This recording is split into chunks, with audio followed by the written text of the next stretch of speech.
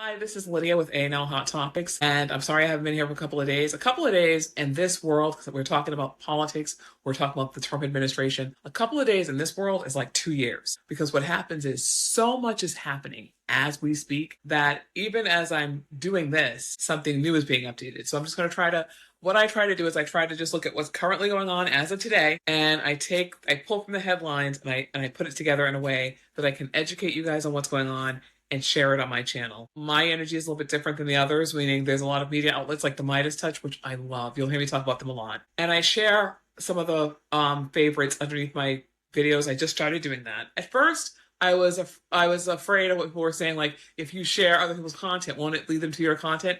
Well, then I thought about it, and I'm like, whatever happens, happens.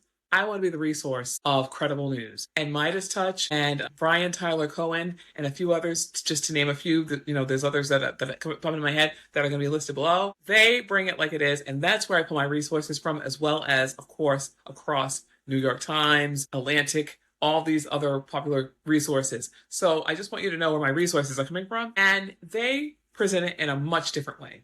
And I want you to be able to say, Lydia is the person to go to when you want all the resources, all the credible resources. So if it means sharing someone else's content that is way more popular than me, that doesn't bother me, because maybe one day I'll be there. Maybe one day I won't. But I am happy with who I am and where I'm at. So I just wanted to say that. Thank you for tuning in, whoever's tuning in, whether there's 5 of you or 55,000 of you. I wanted to start off with what happened earlier this past week.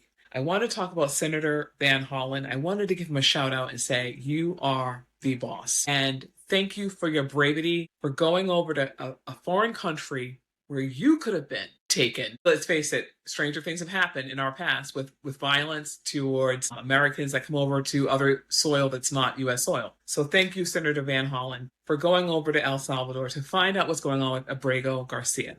And we're going to break down exactly what happened. Earlier this week, Senator Van Hollen returned from El Salvador and held a quick press conference. You can find that. I'll actually share the link with you on that. Everything I'm saying, I'll share the links for. He made remarks, and they go as follows. As the federal courts have said, we need to bring Abrego Garcia home to protect his constitutional rights right to due process. It's hard for me to say this, but to due process. Van Hollen went on to say that this case is not about one man. It is about protecting the rights of everyone that resides in the United States. If you deny the constitutional rights of one man, you threaten the constitutional rights and due process of everyone else in America. So people that are walking around with your high and mighty, get off your high and mighty horse. We are all affected by this, okay? The Fourth Circuit is one of 12 regional appellate courts in the federal court system. It is part of the appeal process. It's the courts that handle the appeals. I'm sorry. It's that sector of the court that handles the appeals. And they made it clear that it is difficult in some cases to get to the heart of the matter, but in this case with Abrego Garcia, it is not hard at all. This is what the Supreme Court sector called the Fourth Circuit said. Okay? This administration is asserting the right to stash away residents of this country in foreign prisons without the semblance of due process. That is the foundation of our Constitution, and we will not let anyone destroy our Constitution, including President Trump and his goonies. Got it? Van Hollen went on to say this administration thinks that because they have rid themselves of custody, there is nothing that can be done. This should be shocking, not only to the judges, but to the intuitive sense of liberty that Americans far removed from the courthouses still hold dear. I wanted to add something because I believe that what Senator Van Hollen has said here is it's just perfect what he said.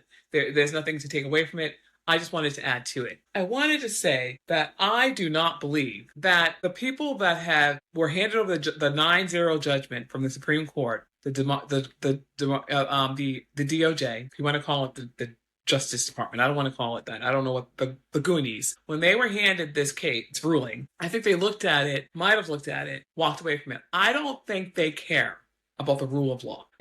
I believe in my heart that starting in Mar-a-Lago, when they started meeting while President Trump was running, this is what they planned. They planned to destroy things. They started coming in right away, firing people, getting rid of all the checks and balances, because they believe and their rule of law, which is lawlessness. So let's just make that clear. As of the 18th of April, Van Hollen says that Abrego Garcia is no longer in the CECOT mega prison, which is in El Salvador, and that he was moved to Santa Ana where the conditions are better. However, the prison that he's in has no communication to the outside world, including the news media. There's no technology for them to link onto or anything like that. So just so that you know, that's what's happening right now with Abrego Garcia. He is not free, but he was moved. And I would like to think that all these movements that we're making with the Supreme Court and the protests and all that stuff matters to the movement that they've made to send him to a prison, if you want to, a better prison with less harsh conditions, if you will. And so that's not to say that he's on easy street. That's to say that something made them move him. We went from, the president of El Salvador saying, what am I going to smuggle him in, to him being moved. So there's process. There's progress. Progress. I wanted to also say that there are people receiving letters in the U.S. Again, I wanted to reiterate that part, telling them to leave the country. We're going to get into that in another video. But I wanted to focus on Abrego Garcia for this video. And I wanted to say to you that no matter what, and I do not believe he's a gang member of MS-13. I don't believe that. But no matter what, he is owed due process. And like I said in one of my videos before, I am praying for him to come home and have everything done the right way. You guys can hate whatever people are saying about immigrants and those of you that have deeply seated hatred for immigrants and people that are not like you. But no matter what, anyone that is on American soil as we speak, I don't care what you've done, you deserve due process. And that is the end of that.